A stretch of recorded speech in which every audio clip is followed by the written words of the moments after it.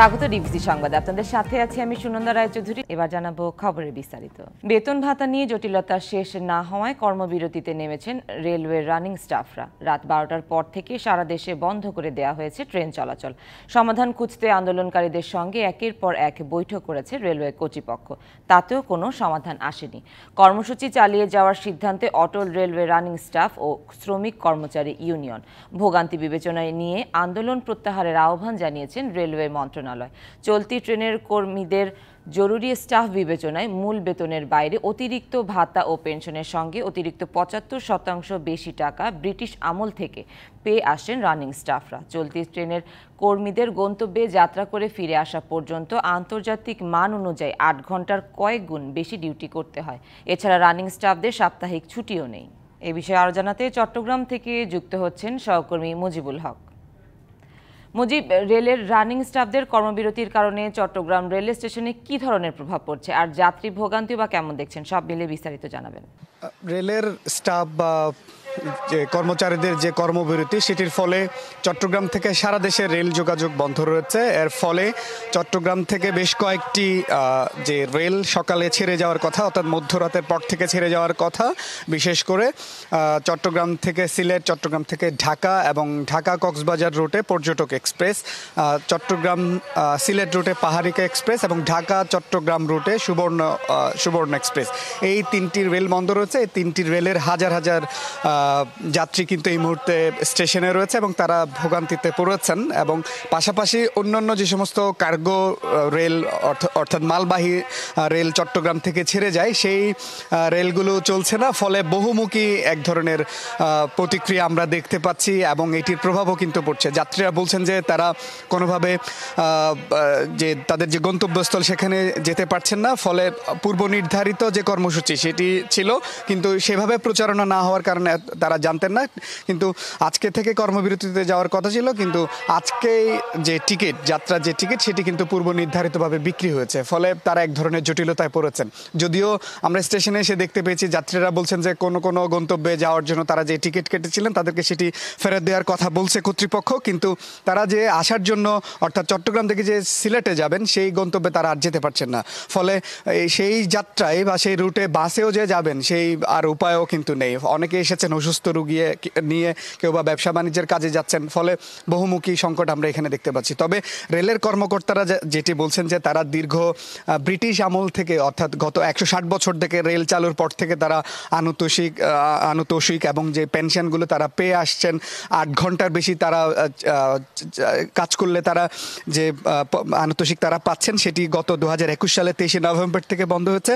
অর্থ মন্ত্রণালয় মূলত সেটি জটিলতাটা সৃষ্টি করেছে। তাদের যে দাবি, গত সরকার আমলে দফায় দফায় বিভিন্ন রেলমন্ত্রী সহ সরকারের বিভিন্ন ঊর্ধ্বতন কর্তৃপক্ষ তাদের সমাধানের আশ্বাস দিয়েছেন, কিন্তু সেটি আসলে কোনো ধরনের আলোর মুখ দেখেনি। তারা বলছেন যে এখন কোনো আশ্বাস নয়, দাবি পূরণ না হলে এই যে অনির্দিষ্টকালে কর্মবিরতি সেটি তারা চালিয়ে যাবেন। তো এই ছিল সব মিলে আমার কাছে চট্টগ্রাম থেকে খবরাখবর। মুজিবুল, ধন্যবাদ আপনাকে। কক্সবাজারের সীমান্ত এলাকা টেকনাফ ও উখিয়ার পাহাড়ি অঞ্চলগুলো অপহরণ ও মুক্তিপণ আদায়ের নিরাপদ আস্তানা। শিশু, কিশোর, বৃদ্ধ, স্থানীয় ব্যবসায়ী কেউই রেহাই পাচ্ছে না পাহাড়ি অস্ত্রধারী দুর্বৃত্তদের হাত থেকে। আদায় করে নেওয়া হচ্ছে মোটা অঙ্কের মুক্তিপণ। প্রশাসনের নিরাপত্তার সুযোগে এখন খুবই জনপ্রিয় অপহরণ বাণিজ্য, এমনটাই অভিযোগ স্থানীয়দের। রাজীব ঘোষের বিশেষ প্রতিবেদন। টেকনাফ উপজেলার বাহারছড়া, ওয়াইকং ও নীলা ইউনিয়ন পুরোটাই পাহাড় ঘেঁষা। দুর্গম পাহাড়ে আস্তানা রয়েছে অপহরণকারী কয়েকটি গোষ্ঠী। এই পাহাড়কেই অপহরণের স্বর্গরাজ্যে পরিণত করা হয়েছে। স্থানীয়দের সাথে কথা বলে জানা যায়, গত ১ মাসে অন্তত ৩০টি অপহরণের ঘটনা ঘটেছে, আর বছরের হিসেবে অনেক বেশি। চরম আতঙ্কে কৃষক, শ্রমিক, ব্যবসায়ী সহ সাধারণ মানুষ। গত ৩০শে ডিসেম্বর রাতে নিজ ব্যবসা প্রতিষ্ঠান থেকে ব্যবসায়ী জসিমউদ্দিন অপহৃত হন। নির্যাতনের ছবি পরিবারের কাছে পাঠিয়ে মোটা অঙ্কের মুক্তিপণ দাবি করে অপহরণকারীরা। ১৫ লাখ টাকা মুক্তিপণ দিয়ে ৯ দিন পর মুক্তি পান জসিমউদ্দিন। নির্যাতনের সেই চিহ্ন এখনও স্পষ্ট। চিকিৎসা নিয়েছেন বাসায়, হাসপাতালে। গত ১৮ই জানুয়ারি ডিবিসি নিউজের সাথে কথা বলেন জসিম। জানান পাহাড়ের কোথায় তাকে রাখা হয়েছিল, দুর্বৃত্তদের সাথে স্থানীয়দের যোগসাজশ, পুলিশের নীরব ভূমিকার কথা। পিছন থেকে স্থানীয় কিছু যারা সহযোগী আছে এরা বলতেছে যে তাড়াহুড়া করার দরকার নেই, পিছনে আমরা আসি না। তখন আমি এরকম করে তাকাইয়া দেখছি যে এলাকার লোক, তখন এরা পাহাড়ের গোড়াই পর্যন্ত যাইয়া এরা সরে গেছে। আমাকে এরা রাস্তা নাই নিয়ে গেছে। নেওয়ার পর বাড়িতে ডেলি 2বার করে পুং করতো। যতবার পুং করছে এতবার আমাকে মারধর করছে অনেক। স্থানীয় মাদ্রাসার পরিচালক মৌলভী মনিরুদ্দিনকে গত বছরের জুলাইতে অপহরণ করা হয়। 11 দিন পর 10 লাখ টাকা মুক্তিপণ দিয়ে প্রাণে বাঁচেন তিনি। আমরা মনে করতেছি প্রশাসন আমাদেরকে হত্যার পরও তারা এখানে কোনো ধরনের ব্যবস্থা গ্রহণ করবে না, কারণ তারা এই অফিসে বসে থাকে। যদি অফিসে অভিযোগ নিয়ে যায়, নিরাপত্তায় চাই, তাহলে তারা বলে এখান থেকে ওইখানে, ওইখান থেকে এখানে, আমাদেরকে বিভিন্ন ধরনের দৌড়াদৌড়ি করাই, আমাদের অর্থ অপচয় করাই। গত বছরের 20 ডিসেম্বর টেলিফোনে ডেকে নিয়ে অপহরণ করা হয় ইশাক নামে এক জেলেকে। মানুষের কাছ থেকে ধার করা 2 লাখ টাকা মুক্তিপণ পরিশোধ করে ছেলেকে ছাড়িয়ে আনেন। যেটা চাইছে 5 লাখ টাকা চাইছে। আমার তো দিন মজুরি করে খাই, আমার তো টিয়া নেই ভাই। আমার ভাইয়ের বিড়া বন্ধক জমা দিয়ে কাগজ 2 লাখ টাকা লইয়া চাষু হয়েছে। এটা না গেলে কথা ওঠা নাই, ওঠানার যান, এটা না গেলে কথা ওঠানার যান। অপহৃত সবাই বলছেন প্রতিটি ঘটনাই একটি পাহাড়ে। তা নিয়ে পুলিশের কোনো কর্মতৎপরতা চোখে পড়েনি। তবে পুলিশ বলছে ভিন্ন কথা। বিষয়ে পুলিশ আন্তরিকভাবে কাজ করছে, এমনকি কয়েকজনকে গ্রেপ্তার করছে অভিযানে, এমনকি ঢাকা থেকেও আমরা গ্রেপ্তার করে নিয়ে আসছি। যখনই কোনো অভিযোগ পাই আন্তরিকভাবে ফলো আপ করার চেষ্টা করে এবং আইনগত ব্যবস্থা নিয়ে থাকে। টেকনাফের কয়েকটি ইউনিয়নের বাসিন্দারা বলছেন অপহরণকারীদের দৌরাত্ম্য এতটাই বেড়েছে যে সকাল 9টার আগে অনেকেই ঘর থেকে বের হতে ভয় পান, আবার সন্ধ্যার আগেই ঘরে ফেরেন। তাদের দাবি প্রতিটি ইউনিয়নে অন্তত 2টি করে তল্লাশি চৌকি। অপহরণ এবং মুক্তিপণ দাবির এসব ঘটনায় আতঙ্কে দিন পার করছেন স্থানীয়রা। দৈনন্দিন কাজ এবং জীবনযাপনও কঠিন হয়ে পড়েছে তাদের জন্য। স্থানীয়রা একটু নিরাপত্তা চায়, নিরাপদ জীবন চায়। Rajib Ghosh, DBC news, Teknaf, Cox's Bazar.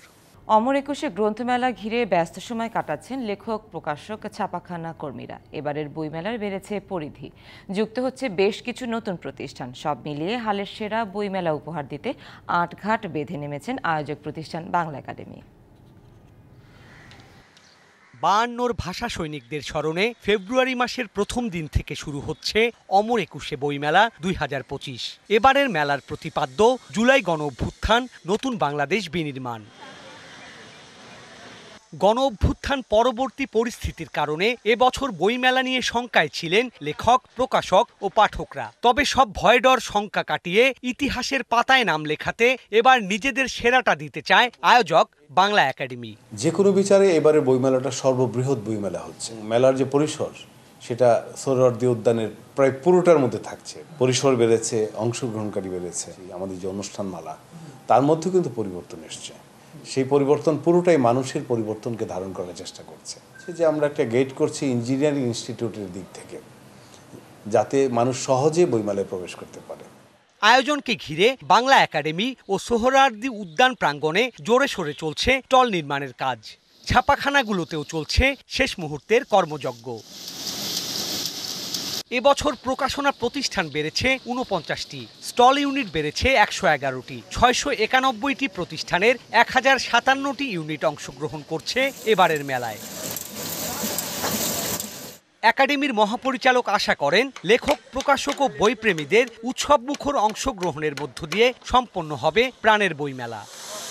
আমাদের কাজ তো হলো শুধু আয়োজনটা করা, কিন্তু এটার মেলার সাফল্য নির্ভর করে আসলে দর্শনার্থী, ক্রেতা বা এমনকি ঘুরতেও প্রচুর পরিমাণে মানুষ আসেন। তাদের সুশৃঙ্খল অংশগ্রহণ, একটু নিয়মকানুনগুলো দেখা, অন্যের জন্য ক্ষতি না হয় সেটা খেয়াল করা, কোনো ব্যাপারে যদি কিছু অনিয়ম মনে হয়, অভিযোগ করার মতো মনে হয় সেটা কর্তৃপক্ষকে জানানো। এই ব্যাপারগুলো যদি সবাই খানিকটা সামষ্টিকভাবে আমরা মান্য করতে পারি তাহলে আমাদের মেলাটা খুব সুন্দর হবে, এতে কোনো সন্দেহ নেই। বইমেলার পরিবেশ নিয়ে অতীতে নানা অভিযোগ অনুযোগ থাকলেও এবার সে পথে হাঁটবে না আয়োজকরা, এমন প্রত্যাশা বইপ্রেমীদের। Sourav Appa, DBC news, Dhaka. প্রধান উপদেষ্টা অধ্যাপক মোহাম্মদ ইউনূসকে খ্রিস্টীয় নববর্ষের শুভেচ্ছা জানিয়েছেন ভারতের প্রধানমন্ত্রী নরেন্দ্র মোদী। সোমবার এ তথ্য জানিয়েছেন প্রধান উপদেষ্টার উপ প্রেস সচিব আবুল কালাম আজাদ মজুমদার। ভারতের নয়াদিল্লি থেকে পাঠানো কার্ডে নরেন্দ্র মোদীর স্বাক্ষর রয়েছে। এতে নতুন বছরের জন্য শুভকামনা জানিয়েছেন ভারতের প্রধানমন্ত্রী। এর আগে বাংলাদেশের অন্তর্বর্তী সরকারের প্রধান উপদেষ্টা হিসেবে শপথ নেয়ার ডক্টর মোহাম্মদ ইউনূসকে শুভকামনা জানিয়েছেন ভারতের প্রধানমন্ত্রী। নিজেদের মধ্যে বন্ধুত্ব ও কৌশলগত অংশীদারিত্ব এগিয়ে নেওয়ার প্রতিশ্রুতির ওপর জোর দিয়েছেন যুক্তরাষ্ট্র ও ভারত। স্থানীয় সময় সোমবার এক ফোনালাপে এমনটাই আশা প্রকাশ করেছেন মার্কিন প্রেসিডেন্ট ডোনাল্ড ট্রাম্প ও ভারতের প্রধানমন্ত্রী নরেন্দ্র মোদী। বিবৃতিতে হোয়াইট হাউস বলছে, ভারতের প্রধানমন্ত্রী নরেন্দ্র মোদীর সঙ্গে প্রেসিডেন্ট ট্রাম্পের ফলপ্রসূ আলোচনা হয়েছে। দুই দেশের মধ্যকার সহযোগিতার সম্প্রসারণ ও গভীর করার বিষয় আলোচনা করেছেন এই দুই নেতা। এ সময় ভারতকে আমেরিকার তৈরি নিরাপত্তার সরঞ্জাম কেনা বৃদ্ধি এবং দুই দেশের মধ্যে বাণিজ্যিক সম্পর্ক জোরদার করতে গুরুত্ব দিয়েছেন ট্রাম্প। এছাড়া তাদের আলোচনায় উঠে এসেছে ভারত প্রশান্ত মহাসাগরীয় অঞ্চলের নিরাপত্তা, মধ্যপ্রাচ্য, ইউরোপ সহ আঞ্চলিক অনেক বিষয়। হোয়াইট হাউস আরও জানায়, প্রধানমন্ত্রী নরেন্দ্র মোদীর হোয়াইট হাউস সফরের পরিকল্পনা নিয়ে আলোচনা করেছেন দুই নেতা। এদিকে ফোনালাপের পর সামাজিক যোগাযোগ মাধ্যমে দেয়া এক বার্তায় প্রেসিডেন্ট ট্রাম্পকে বন্ধু সম্বোধন করে মোদি বলেন, জনগণের কল্যাণ এবং বিশ্বশান্তি, সমৃদ্ধ ও নিরাপত্তার জন্য একত্রে কাজ করবেন তারা। লেস্টার সিটি ছেড়ে আনুষ্ঠানিকভাবে লোনে শেফিল্ড ইউনাইটেডে যোগ দিলেন বাংলাদেশি বংশোদ্ভূত ফুটবলার হামজা চৌধুরী। চলতি মৌসুমের শেষ পর্যন্ত চ্যাম্পিয়নশিপের দল শেফিল্ডের জার্সিতেই দেখা যাবে তাকে। বেশ কিছুদিন থেকেই হামজা চৌধুরীর দিকে নজর ছিল গেল মৌসুমে প্রিমিয়ার লিগ থেকে অবনমন হওয়া শেফিল্ডের, আর সেটা নিজেদেরই প্রয়োজনে। ইংলিশ ফুটবলের নিয়ম অনুযায়ী প্রথম বিভাগ চ্যাম্পিয়নশিপের তৃতীয় থেকে ষষ্ঠ স্থানে থাকা 4 দল অংশ নেয় প্রিমিয়ার লিগ কোয়ালিফিকেশনে, আর শীর্ষ 2 দল সরাসরি চলে যাবে প্রিমিয়ার লিগে। শেফিল্ডে আপাতত আছে লিগ টেবিলের দ্বিতীয় স্থানে, আর এই লিগে শীর্ষ স্থানে লিডস ইউনাইটেড। নিজেদের অবস্থান ধরে রেখে সরাসরি প্রিমিয়ার লিগ নিশ্চিত করাই লক্ষ্য শেফিল্ডের, আর তাতে নিজেদের মিডফিল্ডে শক্তি বাড়াতেই হামজাকে দলে ভিড়িয়েছে দ্য ব্লেডরা।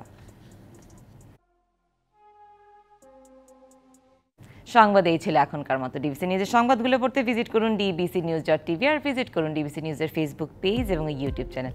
সাথেই থাকুন।